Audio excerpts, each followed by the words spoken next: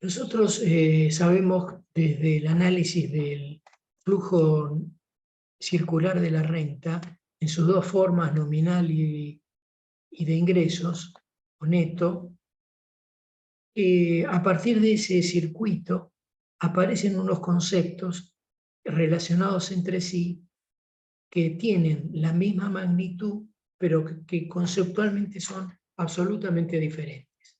Esos conceptos, ya lo vimos, son el producto, la renta o el ingreso y el gasto. Son tres conceptos que constituyen una identidad en el sentido de que no pueden diferir en términos de magnitud entre sí, son necesariamente iguales los bienes y servicios que generan las empresas, las contraprestaciones que reciben los factores productivos y el hecho de que ellos expresan esa renta en el mercado gastando en los bienes y servicios que las empresas ofrecen. A partir de esta identidad o de esta igualdad se desarrolla esta rama de la economía llamada macroeconomía, pensando en cada uno de estas variables macroeconómicas, es decir, que contemplan muchas decisiones, desagregándolas, interpretándolas, identificándolas y midiéndolas. Vamos a empezar con el producto.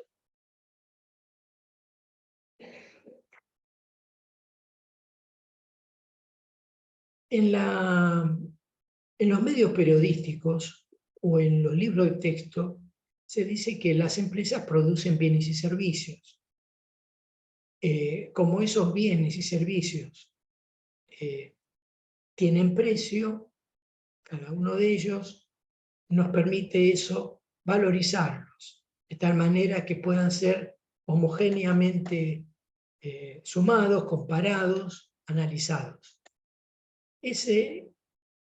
Esa producción que cada empresa o las empresas de cada bien o de cada conjunto de bienes genera, lo llamamos valor bruto de producción. Valor bruto de producción. También directamente producción. En la dificultad que tiene usar este concepto para identificar el producto de un país, ese primer concepto que mencionamos, está en que el valor bruto de la producción duplica o más que duplica el mismo concepto.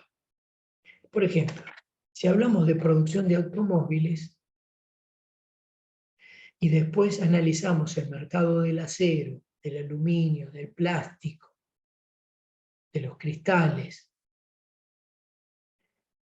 e intentamos conocer el producto de la acción de todos esos mercados, vamos a estar sumando los mismos conceptos, porque en el automóvil, como ustedes ya saben, están esos otros productos, el aluminio, eventualmente el acero, los vidrios o cristales, el plástico, los cueros, el caucho.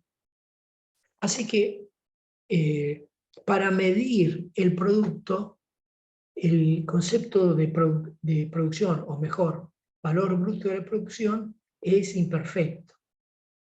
Le tenemos que deducir cada vez que lo calculamos el valor de los insumos o bienes intermedios que se han utilizado para obtener ese producto. Por ejemplo, los automóviles. Al valor bruto de la producción le tenemos que deducir el valor de los insumos.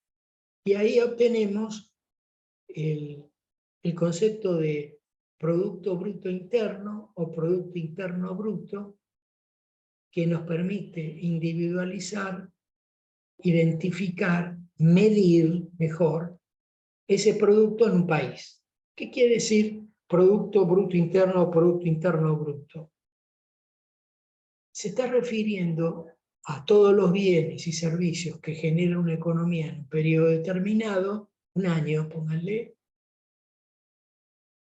Bruto quiere decir que no se deducen de esas magnitudes las amortizaciones, es decir, la depreciación medida contablemente que esos bienes sufren. E interno quiere decir que nos estamos refiriendo a lo que se ha generado en ese año dentro de la frontera de un país. Quien quiera que sea que lo haya producido, por ejemplo, producido por la subsidiaria de Ford, los autos, una empresa norteamericana, o por los argentinos, sean personas humanas, como se dice en el Código Civil actual, o personas jurídicas, empresas. Producto Interno Bruto o Producto Bruto Interno, según cada texto lo identifica, es indistinto, es un problema de traducción del inglés al castellano. A partir de esa medición que todos los países realizan para saber el tamaño de su economía, cómo crece o decrece año tras año, podemos deducir algunas otras mediciones. Por ejemplo, si al Producto Bruto Interno le deducimos, le restamos lo que produjeron los argentinos,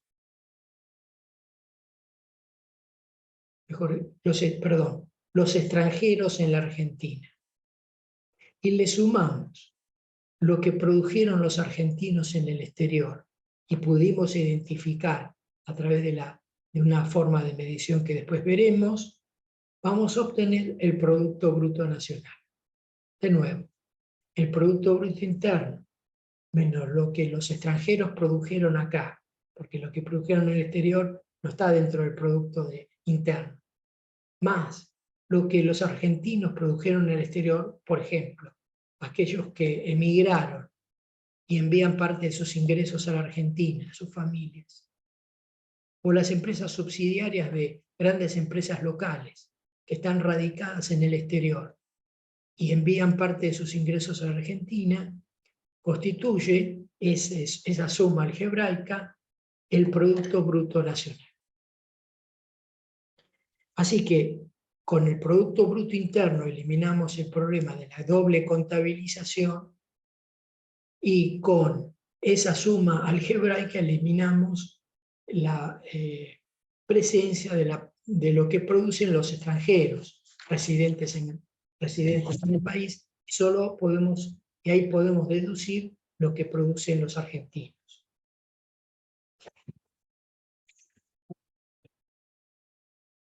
Si partimos del Producto Bruto Interno y trabajamos sobre el concepto de bruto, decimos lo siguiente: si al Producto Bruto Interno le restamos las amortizaciones de aquellos activos que se utilizan en el proceso de producción, obtendremos el Producto Neto Interno. De la misma manera, si partimos del Producto Bruto Nacional, que ya vimos, y le restamos las amortizaciones, tenemos el Producto Neto, como arriba, pero nacional. Con distintas formas de medir el valor, y ahí la definición, de los bienes y servicios producidos por la economía de un país en un periodo anual, por ejemplo. Ese Producto Bruto Interno original que hemos mencionado se construye a partir de los precios de los bienes. Si nosotros queremos saber cuál es el poder adquisitivo de ese Producto Bruto, como con cualquier otra variable macroeconómica o microeconómica, el poder adquisitivo, es decir, cuánto se puede comprar con ese producto, tenemos que ponderarlo, dividirlo por algún índice de precios que mida, que le elimine de esa cuantificación la variación de los precios en un periodo determinado. Cuando logramos hacer eso, obtenemos el Producto Bruto Interno Real. Veanlo acá.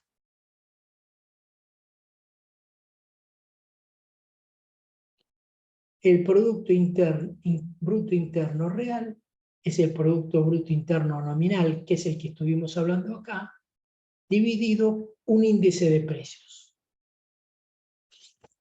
¿Qué es un índice de precios? Un índice de precios es un cociente, es una construcción matemática que se construye mediante cocientes, divisiones. ¿Entre qué? Bueno, si estamos hablando del Producto Bruto Interno, estamos hablando de un conjunto de bienes y servicios finales, es decir, aquellos que ya llegan a la mesa del consumidor. Autos, no el acero, no los cristales, sino autos, vasos, los productos finales, no los insumos intermedios, los productos finales. Bien, un conjunto de productos finales tienen determinados precios. Esos precios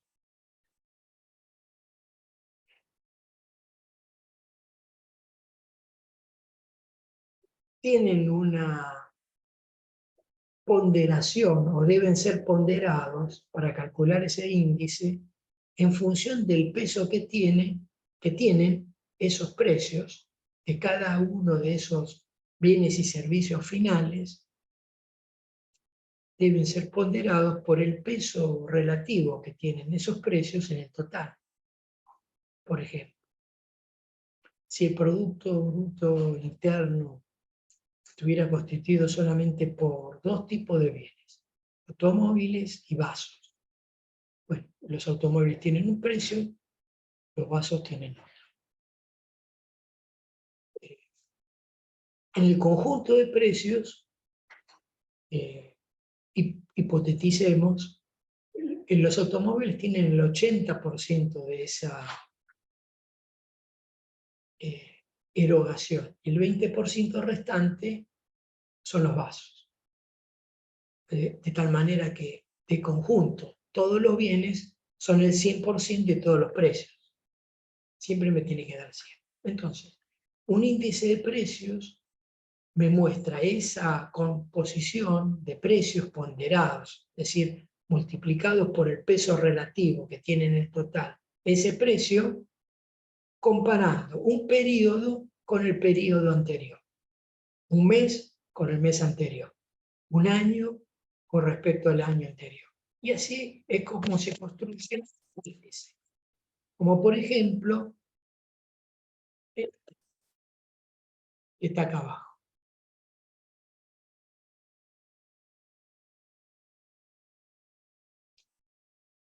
Comparo un año con otro, un año con el año anterior. Y eso me da una relación, un cociente, un número que me muestra cómo evolucionaron los precios de esos bienes finales de un año para otro. Así es como tenemos en la Argentina desde la década del 30, se está construyendo, y en la mayoría de los países del mundo, infinidad de índices para medir la evolución de los precios. Desde ya me adelanto a lo que va a ser una definición que vamos a ver en la segunda parte del curso, para decirles que no existe ningún índice de precios que mida la inflación. Cuando ustedes ven en los medios de comunicación, o ven, o escuchan, o observan periodistas que se dedican a este tema,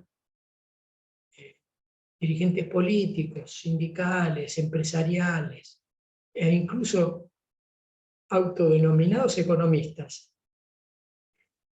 Y ustedes ven que usan el índice de precio del consumidor, es decir, la evolución de una cierta canasta de bienes, cesta de bienes, como indicador de la inflación.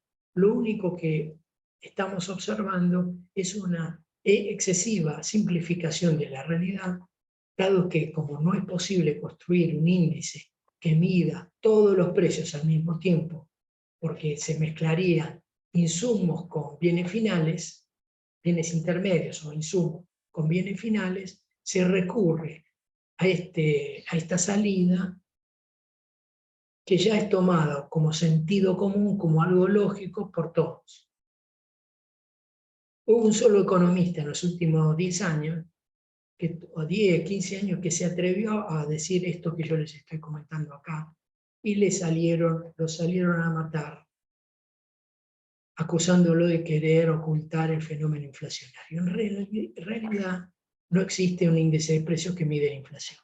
En todo caso, ese índice de precio del consumidor mide el costo de vida, es decir, lo que nos pasa a nosotros como consumidores, pero no todo lo que pasa en la economía.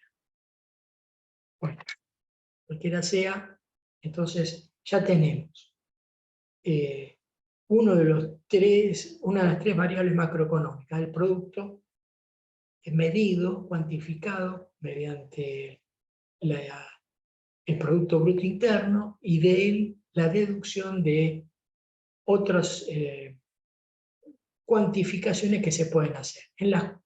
En la registración que hace el Banco Central de la República Argentina, que es la institución que se encarga de ello, se mide el Producto Bruto Interno, se mide el Producto Bruto Nacional. Y se los mide con dos criterios. Uno es denominado a precios de mercado y el otro es denominado a costo de factores. ¿Qué quiere decir a precios de mercado? Quiere decir que yo estoy midiendo el Producto Bruto Interno o el Producto Neto Interno o el Producto Neto Nacional con precios que el consumidor observa, por ejemplo, en el caso de los automóviles, en el concesionario, con todos los impuestos puestos dentro de ese precio. Por ejemplo, el IVA. En cambio, si hacemos la medición a costo de factores, recuerden que factores productivos es la forma en la cual los neoclásicos identifican a las personas que intervienen en la producción. A costo de factores quiere decir en puerta de fábrica, antes de aplicarse el IVA a ese valor y otros impuestos o devoluciones de impuestos. El Banco Central, si ustedes entran a la página del Banco Central y buscan el PBI, van a ver que están medidos de ambas maneras. La diferencia, esencialmente, aunque no es la única, es el IVA. Es una forma de deducir cuánto se lleva el Estado, cuánto retiene el Estado por el impuesto al valor agregado. Es el primer concepto que quería desarrollar de esa identidad. Veamos qué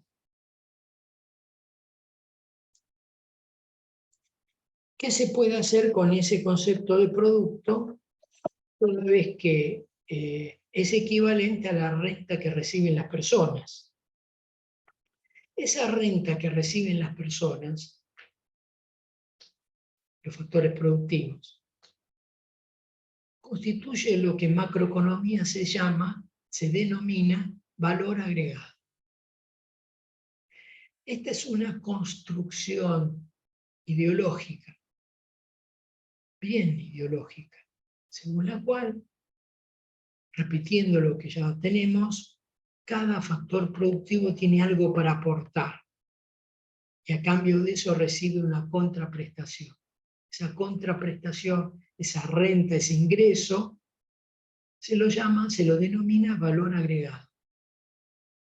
De tal manera que acá desaparece cualquier indicio, cualquier referencia a la relación desigual que se da en el proceso productivo, según los clásicos y los marxistas, entre empresarios y trabajadores. Todos son iguales.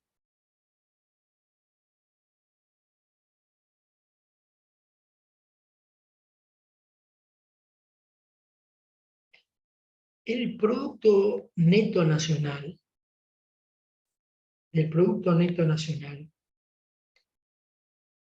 podemos hacer algunas deducciones que nos permitan llegar a ese ingreso. Es una suma algebraica, sumas y restas. Esencialmente, al Producto Neto Nacional le podemos deducir todos los impuestos que tiene incluido allí, el IVA, impuestos internos, todo lo que tengamos de impuestos. Y le podemos sumar las transferencias que los factores productivos reciben por parte del Estado por participar en la economía del país. Esa relación la llamamos ingreso disponible.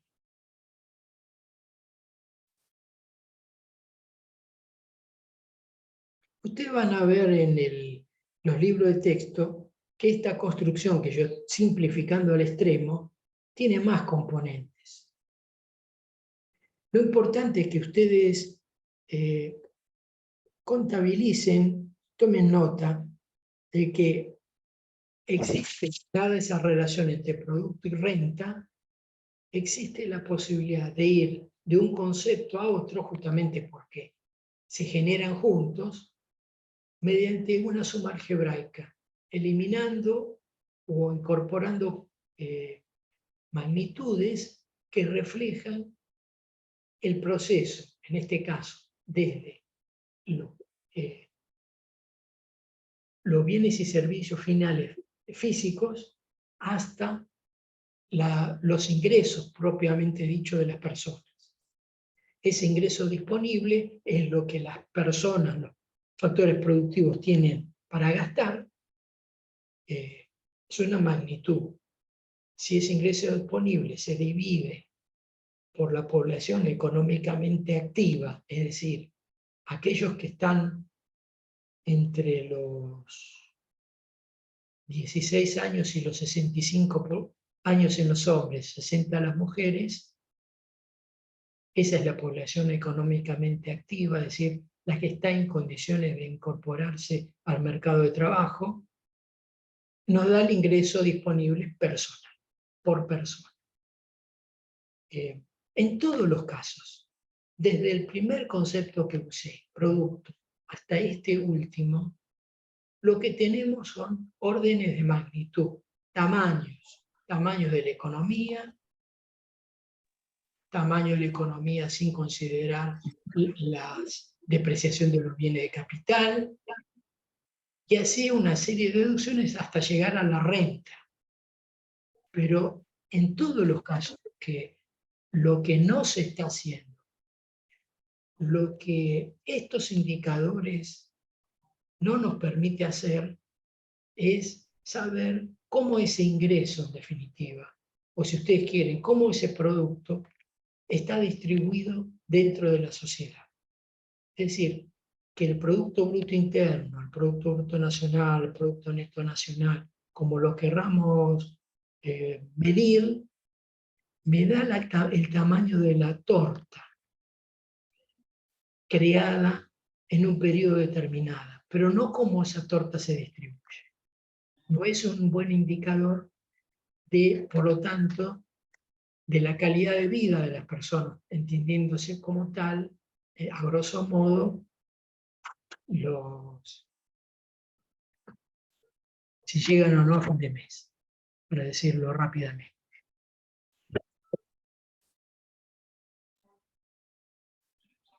Un tercer componente de la identidad es el gasto. Vamos a trabajar así. Después vamos a construir las relaciones entre los tres. El gasto. ¿Qué es el gasto? El gasto es la expresión en el mercado del hecho de que los factores productivos reciben contraprestaciones y adquieren con esas contraprestaciones bienes y servicios. Ojo, que cuando estoy trabajando con este nivel de agregación y hablo de adquisición, no solo hablo de nosotros como consumidores, también hablo de las empresas, es decir, de las personas jurídicas adquiriendo, por ejemplo, insumos, bienes de capital, todo eso está incluido en el gasto. Cuando trabajemos en la segunda parte del curso con un modelo que trata de interpretar, trata de identificar cómo van a evolucionar esas variables en el corto plazo, como decía Keynes, que es la vida que nos toca vivir. Vamos a trabajar con denominaciones que representan a estas tres variables macroeconómicas. El producto va a ser el mismo, la renta va a ser valor agregado o renta según los casos, según las necesidades, y el gasto es el concepto que más se va a manipular porque se denomina en el modelo que vamos a trabajar demanda efectiva o demanda agregada, según los casos. Es decir, de nuevo, en el modelo tiene esa denominación, muestra lo que los factores productivos están en condiciones de expresar en ese mercado. Demanda efectiva o demanda agregada. Keynes habló de demanda efectiva. En el modelo le llaman demanda agregada. Trae confusión, pero bueno, esto es para comentar cuál es esa confusión. Muy bien. Yo le decía que el producto está constituido por bienes y servicios. Básicamente, usando la terminología que inventó Keynes, del inglés, decimos que el producto está constituido por bienes de consumo final y bienes de inversión, bienes de capital. Lo denominamos así. ¿Ven? El producto está constituido por bienes de consumo final y esta I mayúscula y latina mayúscula son los bienes de capital. Es decir, esto, el consumo, es la demanda de las familias y esta es la demanda de las empresas. Más adelante lo vamos a ver. Pero el producto está constituido por estos dos tipos de comportamientos o de bienes. La renta se destina a ese consumo o al consumo diferido, el ahorro. La S es de save, el inglés. Nosotros sabíamos desde el comienzo que los dos primeros miembros, por el flujo nominal de la renta, son iguales. Matemáticamente sabemos que cuando los dos primeros miembros son iguales, los segundos también lo son. Así que hacemos una igualación, ¿no? Creo que acá la tengo hecha.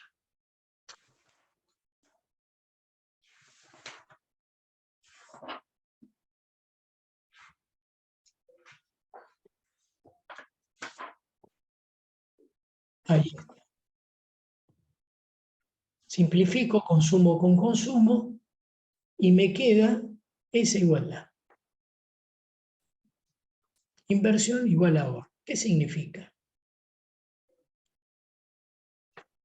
significa que estamos trabajando por ahora con una economía cerrada, es decir, no relacionada con el exterior, no aparece nada de exportaciones, importaciones, y sin Estado. No aparece ninguna intervención del Estado acá, bajo ninguna de las variables existentes. Esa igualdad me identifica una economía cerrada y me dice que cuando la economía está en equilibrio,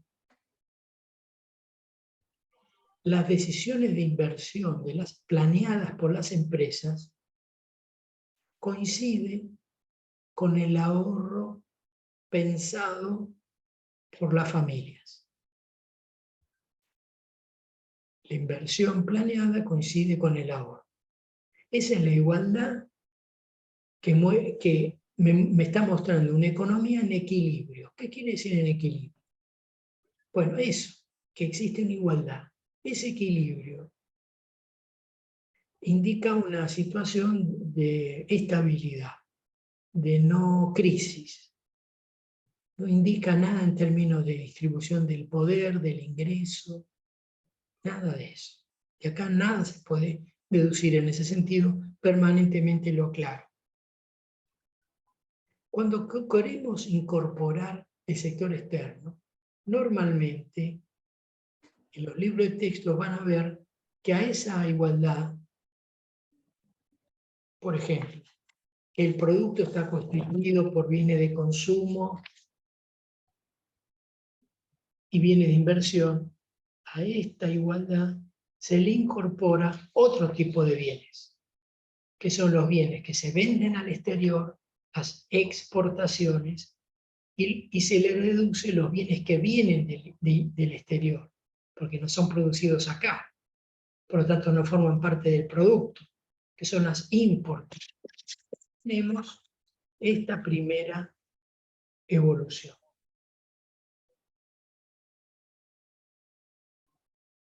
Ya acá podemos colegir esta idea.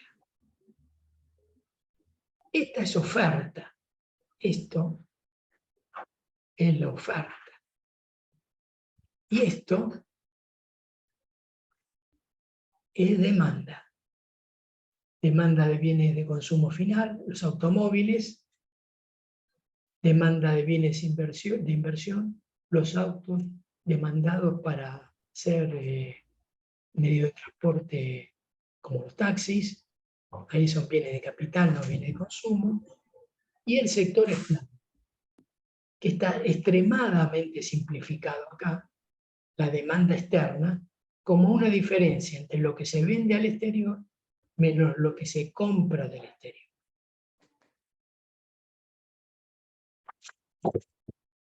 Nosotros habíamos visto antes que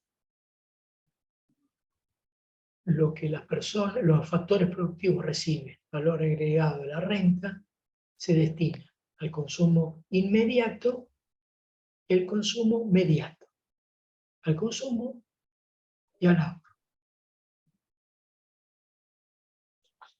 Pero si incorporamos el Estado, hay dos variables macroeconómicas, dos agregados macroeconómicos que tenemos que considerar. ¿Cuáles son? Lo que el Estado recibe de la sociedad para poder funcionar y lo que el Estado destina a la sociedad. Así que directamente le muestro esa nueva construcción. La renta se destina al consumo inmediato, al consumo inmediato, al pago de impuestos, tax, y recibe del Estado el gasto. Por ejemplo, el gasto en la educación, en la salud, en la seguridad. Como los dos primeros miembros son iguales, ya lo sabemos, igualamos los segundos miembros. Y entonces se simplifica el consumo con el consumo. Ustedes pueden hacer esa comparación y les queda una serie de una igualdad con variables a la izquierda y a la derecha del igual que se pueden combinar como uno quiera.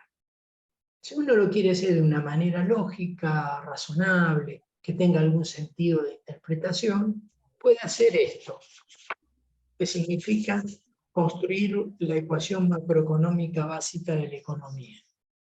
Vean, haciendo pasajes de términos, que no lo estoy haciendo aquí, sino que se los dejo a ustedes, podemos deducir que esta igualdad, la inversión la relaciono con el ahorro, esto es, el ahorro que se hace en el sistema financiero, son los préstamos que el sistema financiero le provee a las empresas,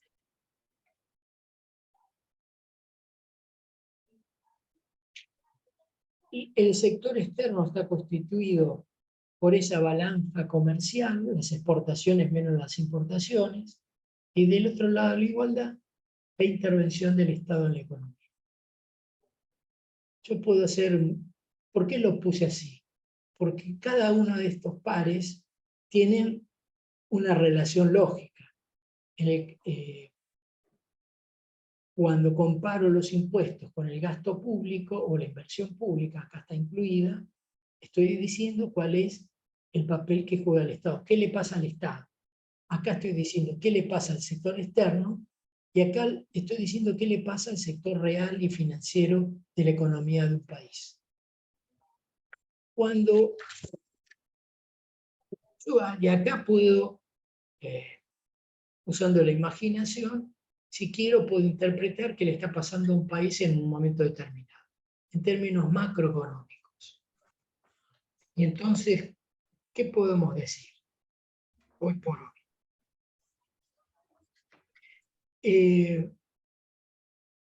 Se está dando la siguiente peculiaridad.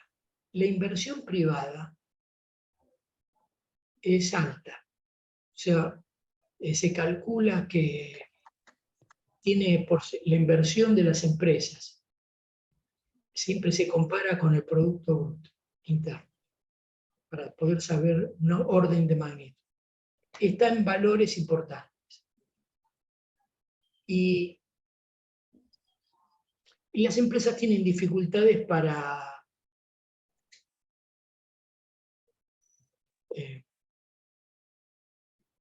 mejor dicho, los particulares tienen dificultades para ahorrar, porque hay un 40 o 50% de la población por abajo de los niveles de pobreza.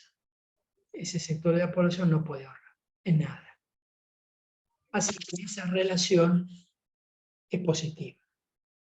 Es decir, las empresas invierten y no porque toda la población está ahorrando, es decir, porque hay recursos en los bancos y en las entidades financieras en general para proveer créditos a las empresas para que inviertan, sino porque evidentemente hay sí un sector de la población que está en condiciones de ahorrar, que ha aumentado sus niveles de ingreso en los últimos 20 años en forma acentuada y que con eso se financia a través del sistema financiero, comprando bonos, comprando y vendiendo bonos o de otras maneras. Así que esa relación, el sector externo de la economía, hoy por hoy, tiende a ser deficitario, es decir, lo que se exporta, producto de la sequía y de antes de la pandemia, la guerra, hace que la Argentina tuvo que proveerse de, o sea, no puede exportar, obtener dólares o divisas fuertes en el exterior porque tiene menos para vender. Estoy diciendo gruesamente el tema sin entrar en mayores detalles. Tuvo que importar energía porque todavía no ha podido completar todo el circuito de gas y de producción de petróleo que le permita autoabastecerse. Por lo tanto, se ese rubro, a grosso modo, ese rubro, el sector externo es deficitario. El primero es superavitario, el segundo es deficitario. Quiero decir acá, queda negativo. Esto da positivo, esto da negativo. El sector público es deficitario. Es decir, lo que recauda el Estado es menos que lo que gasta. Como ustedes saben, el acuerdo que se hizo en 2018 con el Fondo Monetario Internacional impone, entre otras condiciones típicas que impone el Fondo Monetario a cualquier país que toma préstamos, es que si tiene déficit, el Estado cada vez sea menor. Y eso es lo que ha venido ocurriendo desde aquel entonces hasta el día de hoy. ¿Cómo se expresa eso? Básicamente, que si bien hay déficit, es decir, que se gasta más de lo que se recauda, la tendencia de los gobiernos, tanto el de Cambiemos como el actual, es a reducir el gasto. Y se expresa en distintos aspectos. Esa relación, entonces, muestra una economía equilibrada, es decir, la igualdad existe en la Argentina. Es una pregunta que la dejo sin respuesta porque necesitaríamos más elementos de juicio para saber si hay equilibrio macroeconómico básico o desequilibrio macroeconómico. Sin entrar de nuevo en analizar la distribución del ingreso. Es un tema que vamos a ver más adelante, pero que estas variables no me permiten saber. Trabajemos ahora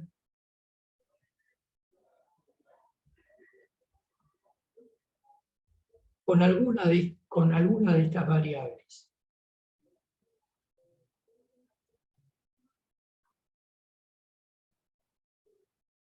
Y entonces vamos a trabajar con esta cuestión.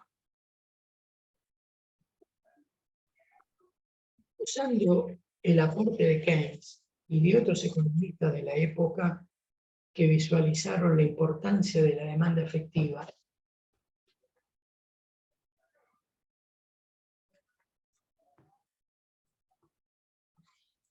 veamos que tanto el consumo como la inversión privada constituyen dos comportamientos de la población y de las empresas que ayudan a la creación de empleo, a la mejora de las condiciones de vida de la población, al crecimiento del producto. Ese proceso, Keynes lo trató de reflejar mediante un análisis secuencial que permite construir una relación que llamamos el efecto multiplicador. Desde Keynes llamamos el efecto multiplicador. Lo vamos a relacionar ahora de una manera superficial y más adelante, cuando veamos el modelo, lo vamos a profundizar. Solo voy a tomar esto. Por ahora, hoy esto. ¿Qué pasa? ¿Qué pasa si el consumo privado, el consumo de las familias crece? Esto implica que las empresas se encuentran que el mercado da más, aumentan Q, la producción. A la producción la llamo Q. Si aumenta la producción, en alguna medida, las empresas se ven obligadas a tomar factor trabajo, aumenta el empleo. L es la expresión inicial de labor. Si aumenta el empleo, aumenta la renta, es decir, hay un factor productivo, por lo menos, que es el factor trabajo que recibe más ingresos. ya sea que lo reciban los que ya tienen empleo o porque ingresan más gente al mercado de trabajo, en las condiciones que sean. De nuevo, si aumenta la renta, aumenta el consumo, pero una parte, un sector de la población que yo les mencioné, ahorra. Este consumo se agrega al consumo anterior, genera el mismo efecto que les dije antes, y así sucesivamente. Pero siempre queda un resto, que es el ahorro. Lo que Keynes nos está diciendo acá, y los keynesianos ya lo dan por sabido, los manuales de economía ya lo dan por sabido, es que toda política, toda situación, toda política económica, es decir, toda intervención del Estado que contribuya al aumento del consumo privado va a tener un efecto multiplicador sobre el empleo. ¿Qué quiere decir eso? Que sucesivamente el empleo va a seguir creciendo. Pero como hay una parte de ese aumento que se queda en el ahorro, que es consumo diferido, y por lo tanto no tiene en lo inmediato efecto multiplicador, ese efecto se disipa en el tiempo. Es decir, existe, pero en algún momento deja de tener presencia. Y por lo tanto, se requieren nuevas intervenciones del Estado o que, producto de que las empresas observan que el consumo aumenta, en lugar de usar ese indicador de consumo como factor multiplicador, reemplazamos el factor consumo acá, reemplacémoslo, perdón, acá, por la inversión privada. ¿Sí? La deducción es la misma. Las empresas, si ven que el mercado da, invierten, es decir, compran nuevas máquinas, amplían la producción, ponen un nuevo turno de trabajo y el efecto ocurre de la misma manera. Al contrario de lo que se presupone en algunos círculos o en el pensamiento popular, Keynes tenía mucha confianza de esas dos variables, consumo de las familias versus la inversión privada, en esta última. ¿Por qué? Y bueno, porque él está pensando en una economía capitalista. Y en una economía capitalista, los que invierten, mayormente los que invierten, son los sectores, son las empresas privadas, son los empresarios, los capitalistas. Y es ese factor el que es clave para generar más empleo. De tal manera que, de paso, dice Keynes, que la inversión no está motivada sino por el incentivo que tienen las empresas, que como ustedes saben, no actúan planificadamente, pensando todas juntas en un órgano central que les dice qué es lo que tienen que hacer, sino cada una decide por el olfato del empresario, o su gente, la gente que tiene cerca, el equipo de gerentes, los CEOs. Lo cierto es que cuando observan que el mercado da, para decirlo en términos comerciales, invierten. Si el mercado no da, no invierten normalmente. Así que pensando en el periodo histórico en el cual Keynes construyó esta idea del multiplicador, digamos que lo estaba pensando en términos de superar la depresión, es decir, la situación de parálisis de la economía que había en la década del 30 en los principales países del mundo, o en la mayoría, que se expresaba especialmente en que los capitalistas no invertían por falta de incentivos.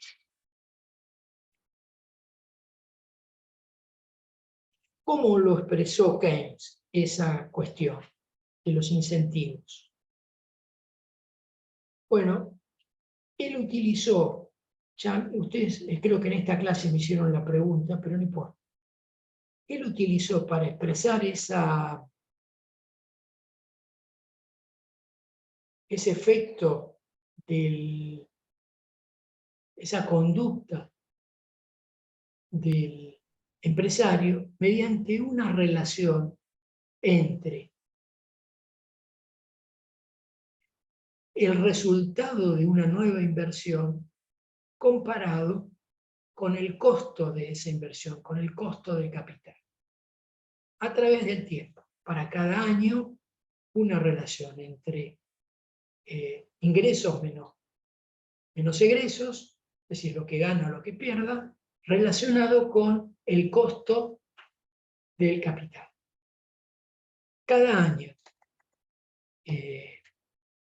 aunque no hubiese cambios en los precios, es decir, no hubiese inflación o ningún cambio de los precios relativos, un peso, un dólar, una libra esterlina, un euro, hoy tiene un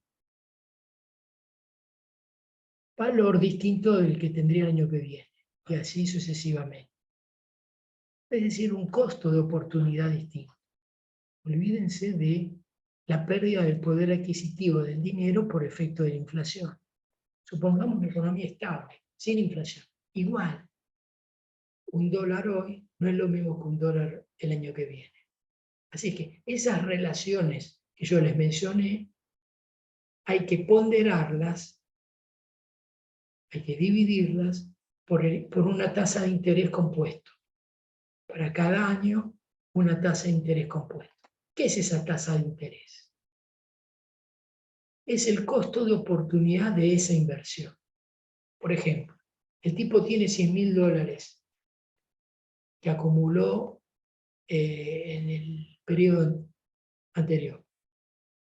Siempre tiene la disyuntiva entre hacer una nueva inversión o colocarlo en el sistema financiero. Así que hay una relación que permanentemente, teóricamente, se está dando en la mente del empresario, en la realidad, entre esa construcción que les mencioné año tras año, el rendimiento de una inversión, que le llama eficacia marginal del capital, versus la tasa de interés. Tasa de interés, ¿cuál es esa tasa de interés? La tasa de interés de los préstamos o la tasa de interés de los plazos fijos o de los bonos, o sea, los títulos que emite el Estado, o cualquier otro rendimiento financiero.